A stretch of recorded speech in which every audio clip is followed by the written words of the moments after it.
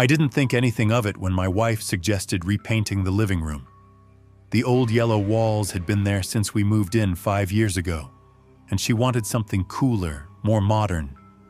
I agreed. Pale gray, 2 coats, new trim. It was just paint. We were halfway through scraping off some peeling near the ceiling when her scraper caught something. A dark line, maybe ink, just barely visible under the layers. "There's something written here," she said, standing on the ladder. I leaned in. It wasn't just faded ink. It was writing, scratched into the drywall beneath the original coat. Neat, straight lines.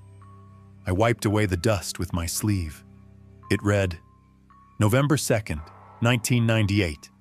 He spoke to me again. Told me to prepare. We both just stared at it. At first, we thought it was some kind of weird joke left behind by the previous owner. Some bored teenager etching nonsense into the wall.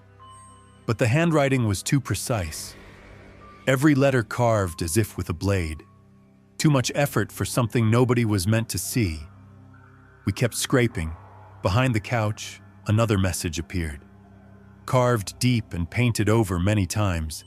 It said, "The dates are not random. The numbers are counting down." That made me pause. "Do we keep going?" I asked. She nodded. Her hands were trembling. We moved the furniture and stripped the rest of the paint. And with every patch we cleared, more writing surfaced. March 14th, 2003. I heard him whisper through the floorboards. August 29th, 2009. He stood behind me in the mirror. May 3rd, 2015. The light bulbs burst when I said his name. Then, behind the television, I found the one that stopped us cold. October 21st, 2025. He returns tonight. That was today. We didn't speak for a long time. The date was etched twice, the second time underlined. Below it, smeared like a signature, was something dark red, dried but not ancient. We scraped faster. The next message appeared low near the baseboard. It read, "You can't leave. The doors are sealed." I stood, crossed the room, and tried the front door. The deadbolt turned. The handle twisted, but the door felt fused to the frame. I pulled harder. It didn't move. My wife tried the side window, slamming her elbow against it. Not a crack. The glass didn't even shake. We checked every window, every door, the garage, even the tiny basement hatch. Nothing opened. We were sealed in. The house was cold, colder than it should have been. The walls, now stripped bare, were covered in dozens of messages. "The fireplace is a mouth. Do not answer him. He will wear your face to speak. The house does not forget." At 10:40, the lights in the living room flickered. Just the living room. Then we heard it, dragging sounds across the attic floor. I turned. The attic stairs were down. I hadn't touched them. The pull string was still broken. At the top stood a shape. Its limbs bent wrong. Its joints jutted like broken twigs under skin stretched tight and cracked.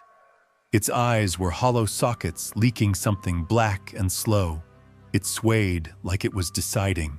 It whispered. My wife screamed. I pulled her down the hallway, into the bedroom, and slammed the door. We pushed the dresser in front of it. There was no lock. In the vanity mirror, we saw movement behind us. Not in the room, in the reflection. Our own faces, but grinning. Still, watching. Then they blinked, out of sync. I threw a sheet over the mirror. We sat on the floor, clutching each other, too afraid to breathe deeply. The house was silent. Then, at midnight, every light died. We waited for hours in the dark. Nothing came. Or maybe it already had. At dawn, the lights returned. The temperature rose. The air no longer felt sharp. We crept out of the bedroom. The living room was clean. Every message gone. the walls smooth and freshly painted, as if nothing had ever been there.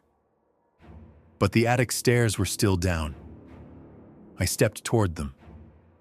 There, carved into the hardwood floor at the base of the ladder, was one final message. Now that he's out, you can leave. The front door opened without resistance.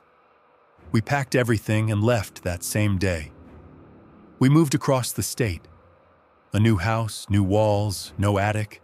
At first, things felt normal.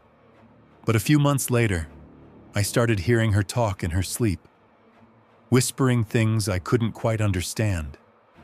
Some nights I caught full sentences. Do not answer him. The house does not forget. He's wearing your face. I tried to wake her once, and she looked straight through me. Her lips moved, but the voice that came out was not hers. Last week, I came home from work and couldn't find her. I checked every room. Then I heard the noise above me. I didn't think we had an attic, but I found a hatch in the hallway ceiling I swear wasn't there before. It was already open. I climbed the stairs. She was standing up there in the dark, facing the far wall.